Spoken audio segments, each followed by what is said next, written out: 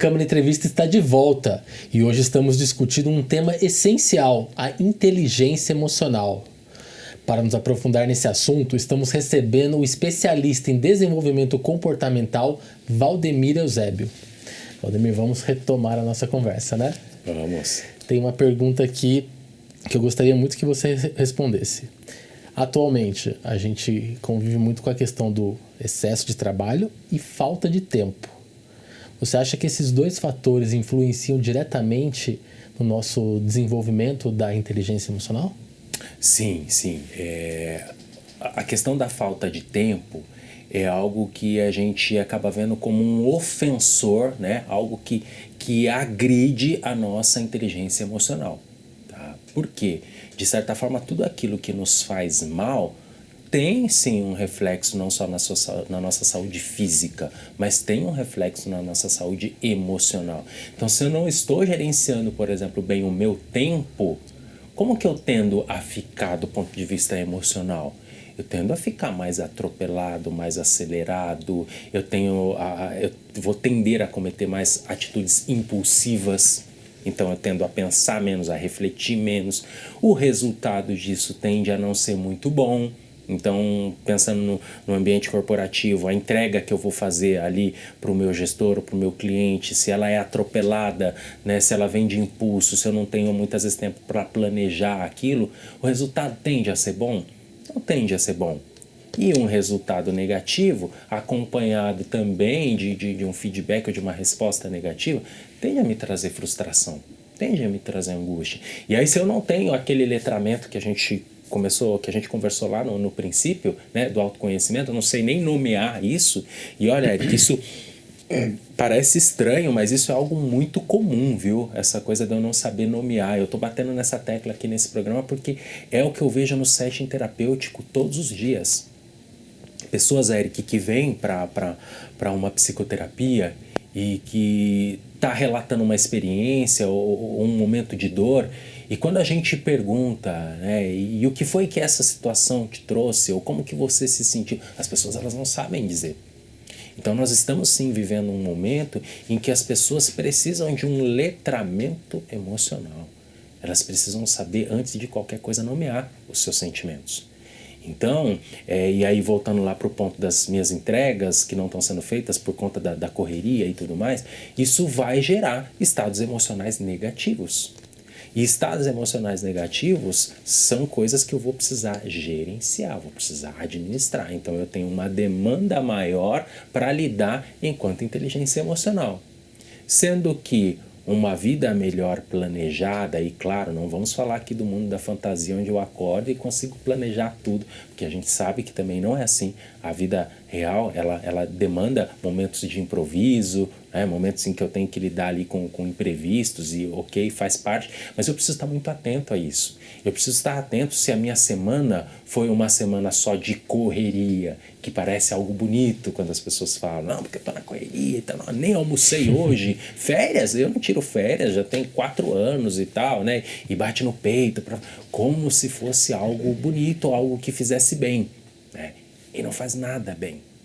Isso é péssimo para a sua inteligência emocional, porque isso pode sinalizar um piloto automático da sua vida, que está sendo estabelecido já há muito tempo e que está fazendo com que a sua inteligência emocional seja devastada. E você está trabalhando com respostas prontas, você está usando o chat GPT para cuidar da sua vida, para administrar o seu dia. A gente tem que tomar muito cuidado com isso.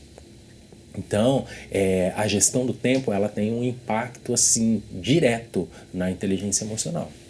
Sem dúvidas, você me fez até lembrar aquele ditado, trabalhe enquanto eles dormem. Isso, a gente tem que tomar muito cuidado com questões como essa, porque é muito importante sim, a depender do seu objetivo profissional, daquilo que você busca para a sua carreira, a determinação, o empenho, o esforço, óbvio que isso é muito importante. Mas a gente precisa se lembrar, Eric, que tudo tem um preço, né? Então, as noites mal dormidas, elas têm um preço, né? As refeições que você pulou têm um preço. A atividade física que você deixou de fazer tem um preço. E não é um preço só na saúde emocional, também tem um preço, inclusive, na saúde física.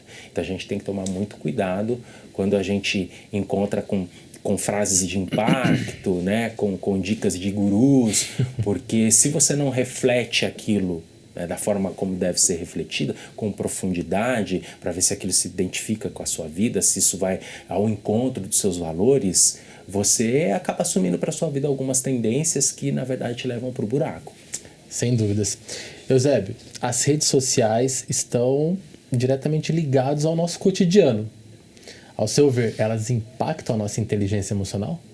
Sim, se a forma de você consumir esse conteúdo digital não for controlada. Então, a rede social como um todo, ela pode ser sim uma ferramenta positiva, até para a inteligência emocional. Você fala, mas como que a rede social pode ajudar na inteligência emocional? No próprio consumo do conteúdo.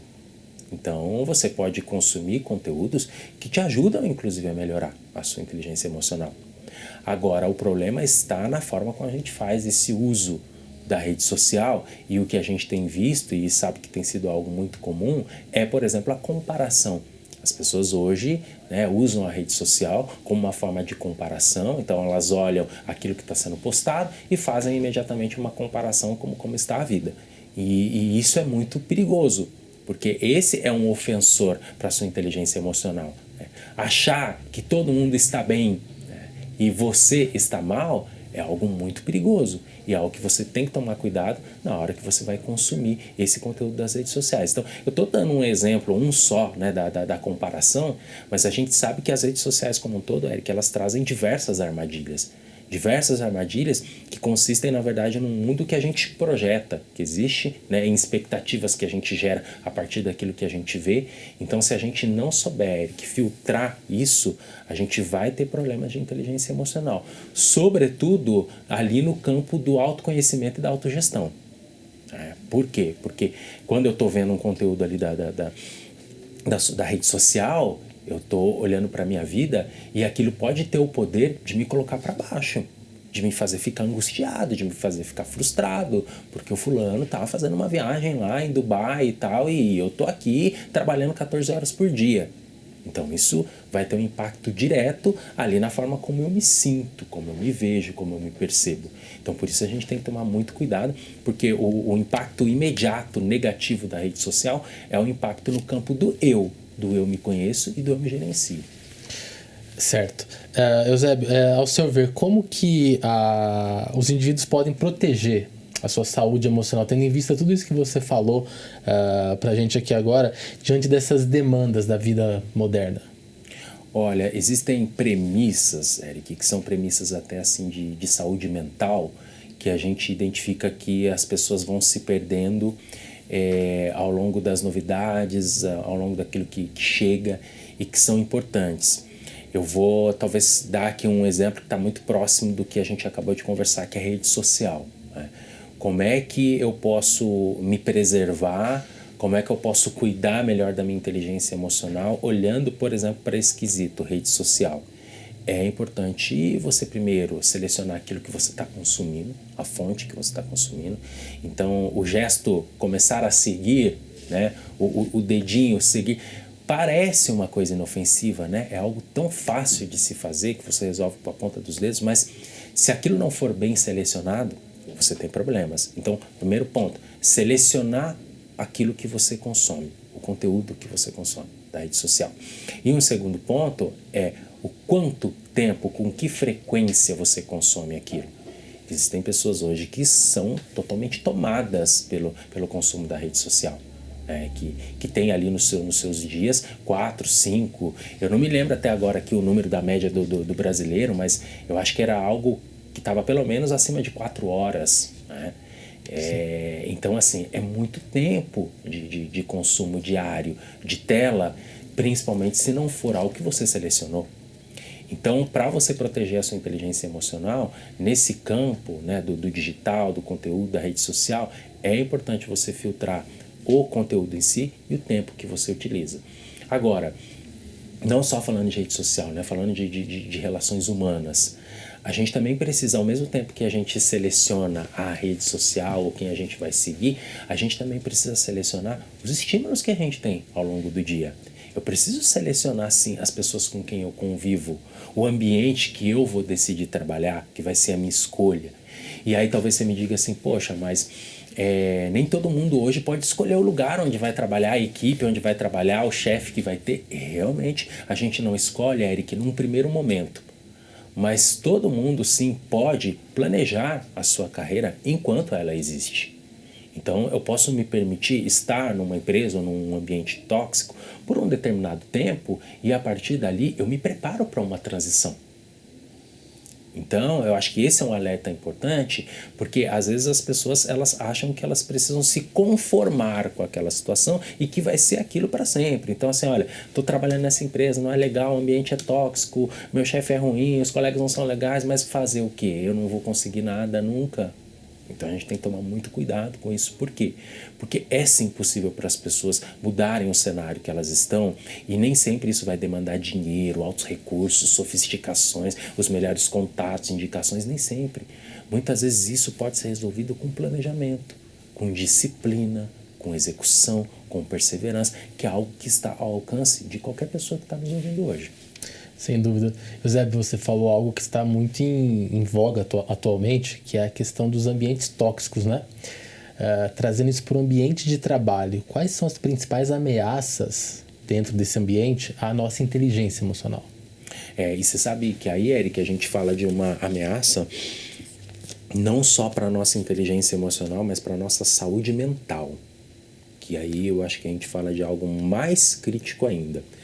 Porque uma pessoa com um baixo índice de QE, né, é uma pessoa que pode não necessariamente ser doente. Tá? E é importante a gente também desmistificar isso. Então quer dizer que quem não tem inteligência emocional é doente? Não. Indica que essa pessoa simplesmente tem um baixo repertório de inteligência emocional. Simples assim. Mas pode ser uma pessoa saudável, uma pessoa que normalmente vai conviver entre pessoas e tudo mais. Né, que vai ter um trabalho, que vai levar uma vida, que vai constituir família. Então, a gente também tem que tomar cuidado para não demonizar, né, quem não tem a inteligência emocional, mas ela é muito importante para o quê? Para o autodesenvolvimento, para que você tenha qualidade de vida. Então, alguém que não tem inteligência emocional vai ter um estilo de vida muito mais difícil, muito mais sofrido, vai acessar com muito mais dificuldade novas oportunidades, possivelmente vai estar limitado até no aspecto financeiro. Então, por que você vai viver uma vida mais difícil se você pode viver uma vida melhor?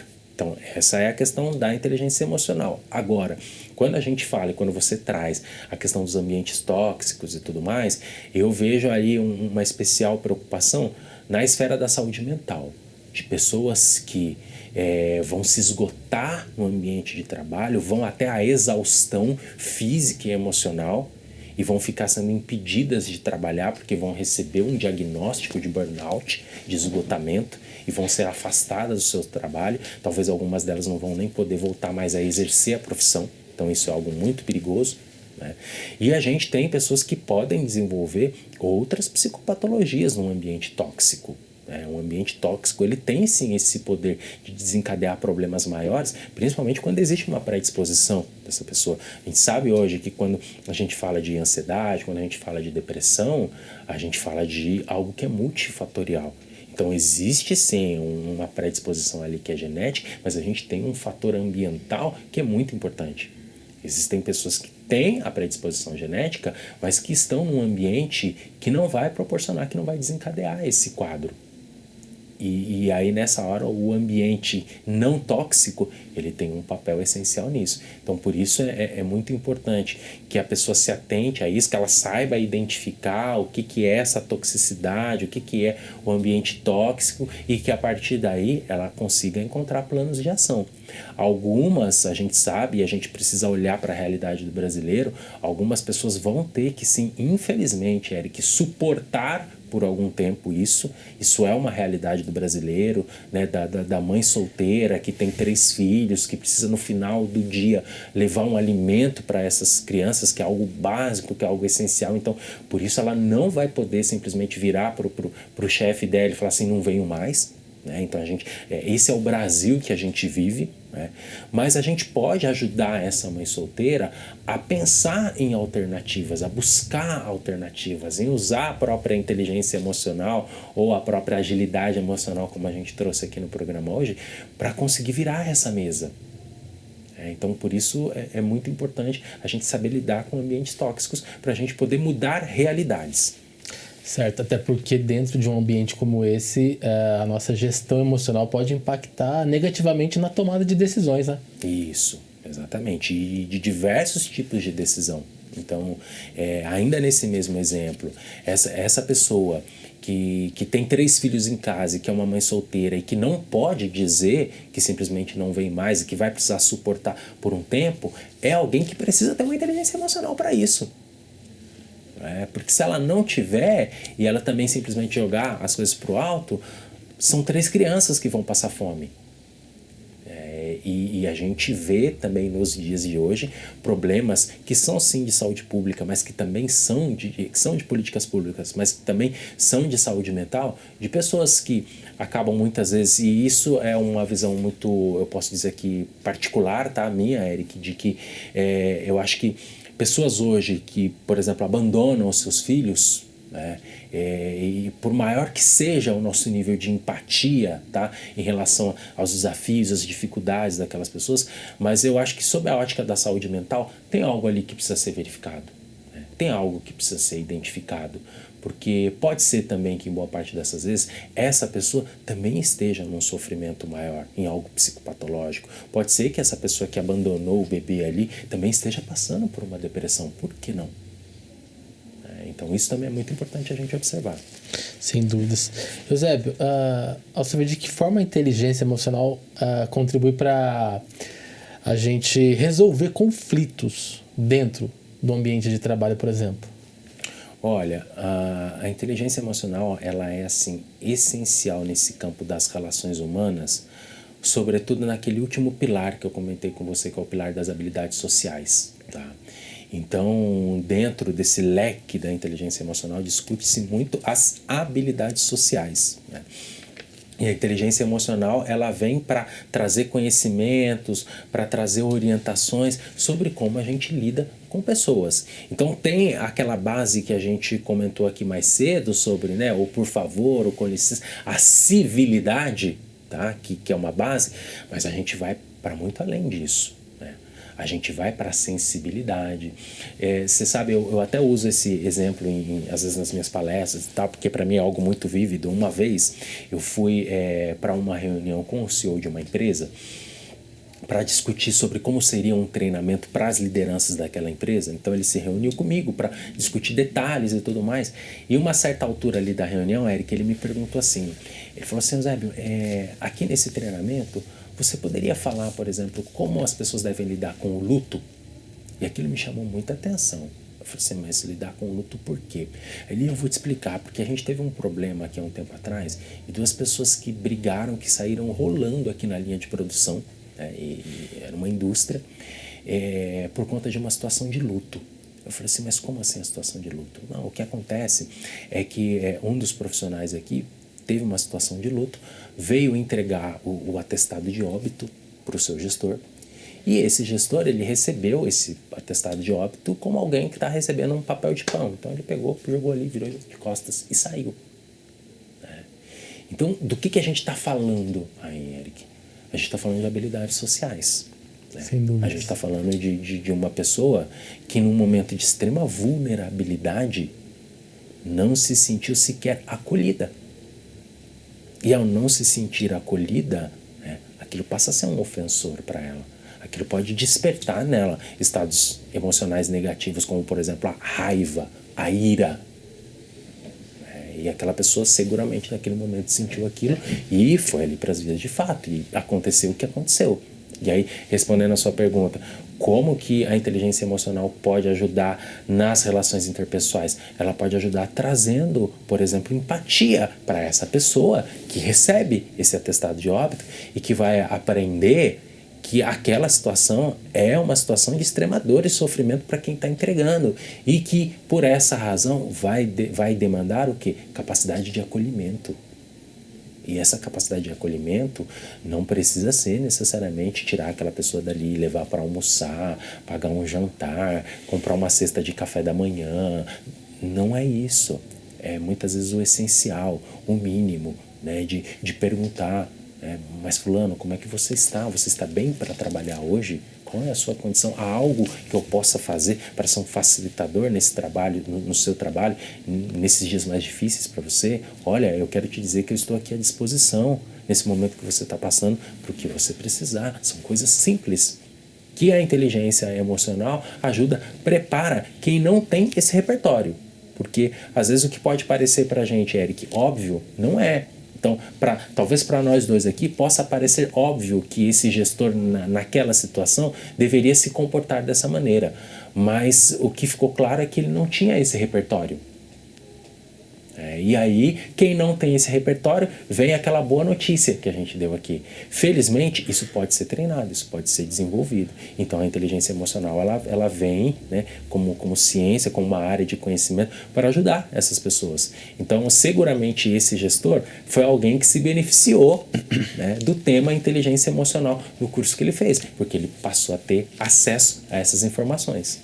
Sem dúvida, é uma habilidade extremamente crucial para todos nós. Eusébio, infelizmente a gente está chegando ao final do nosso bate-papo, mas antes eu queria que você dissesse a todos os nossos telespectadores algumas recomendações para quem precisa equilibrar trabalho, vida pessoal e tempo para si mesmo. Tá. Olha, são muitas recomendações, viu? Poderia ser um programa de recomendações, mas o principal, e eu quero ir ali de mãos dadas com Daniel Goleman, é o autoconhecimento. É por onde tudo começa. Eu acho que não faria sentido aqui eu trazer muitas dicas de habilidades sociais, de gestão de pessoas, de olhar para o outro, se quem estiver nos assistindo tiver uma dificuldade consigo mesmo, que é o que a gente percebe hoje que tem na maioria. Então, eu acho que a minha dica principal aqui, ela volta para a importância do autoconhecimento. E autoconhecimento passa por você primeiro saber nomear as suas emoções. Assim, na internet, por exemplo, aí vamos falar do bom uso do digital, você pode acessar, inclusive, listas de sentimentos. Eu, inclusive, entrego muitas vezes listas de sentimentos para os meus pacientes. Porque quando eu vejo que eles têm a dificuldade de nomear um sentimento numa determinada situação, eu falo, olha, esse precisa ser o nosso principal ponto de partida. Você ser capaz de nomear aquilo que você está sentindo e você registrar aquilo que você está sentindo. Então, acessa lá na internet, busca a lista de sentimentos lá, você vai ver que tem mais de 40, 50 sentimentos, você não fazer nem conta de nomear e é importante você saber diferenciar a angústia de tristeza. É importante isso para você saber o que você vai fazer com aquilo. Então a minha dica é, busque autoconhecimento e busque autoconhecimento na base, sabendo identificar os seus estados emocionais. Somente sabendo identificar os seus estados emocionais, você vai ser capaz de dar o segundo passo, que é gerenciar estados emocionais. Muito bom. Bom, chegamos ao fim do nosso programa. Gostaria de agradecer a presença do especialista em desenvolvimento comportamental, Valdemir Eusébio. Sua experiência nos trouxe insights valiosos sobre o tema. Eusébio, muito obrigado pela sua participação. Imagina, eu agradeço aqui o convite e espero poder contribuir aí mais vezes com o programa. Muito obrigado. Também gostaríamos de lembrá-lo que é possível enviar sugestões de temas e rever nossas entrevistas nas redes sociais. Basta procurar por TV Câmara Jacareí. E o TV Câmara Entrevista fica por aqui. Muito obrigado pela sua companhia e até o nosso próximo programa.